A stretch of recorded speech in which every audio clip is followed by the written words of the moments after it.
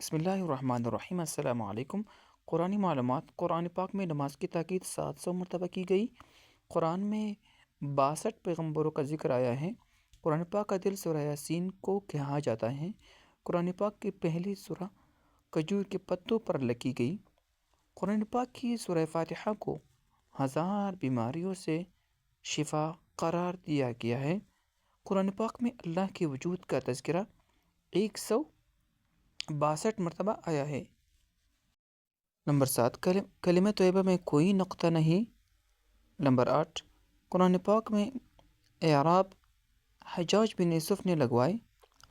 Number 9، سورۃ الرحمن میں اللہ نے اپنی نعمتوں کا ذکر کیا۔ نمبر 10، سورۃ الاخلاص میں را نہیں ہے۔ نمبر پہلے وحی رمضان کے مہینے میں نازل ہوئی۔ قرآن مجید کی سب سے بڑی سورہ کا نام سورہ بقرہ ہے۔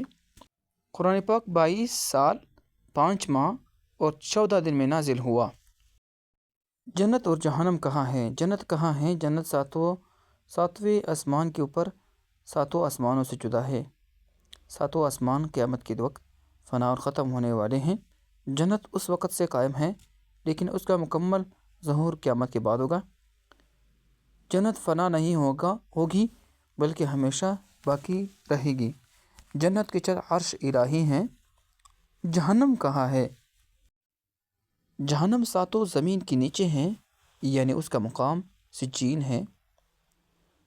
قیامت کے دن جہنم کو مکمل ظاہر کیا جائے گا۔ یہ ہمیشہ باقی رہے گی اور نافرمانوں کے لیے عذاب کا مقام ہوگا۔ اور جنت بھی ہمیشہ باقی رہے گی۔ جنت کے لیے فنا نہیں ہوگی بلکہ ہمیشہ رہے گی۔ جنت کا عرش، جنت کا چھت عرش الہی ہیں، اور اللہ کرے کہ ہمیں اور آپ کو جنت نصیب ہو۔ اچھے اعمال کرے، نماز کی پابندی کرے، کسی کا حق نہ مارے، اللہ پاک جنت عطا فرمائے گا۔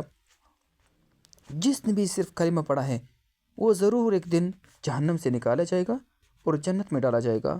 جس نے بھی صرف کلمہ لا الہ الا اللہ محمد رسول اللہ پڑھا ہے اس کو جہنم سے نکالا جائے گا ایک دن۔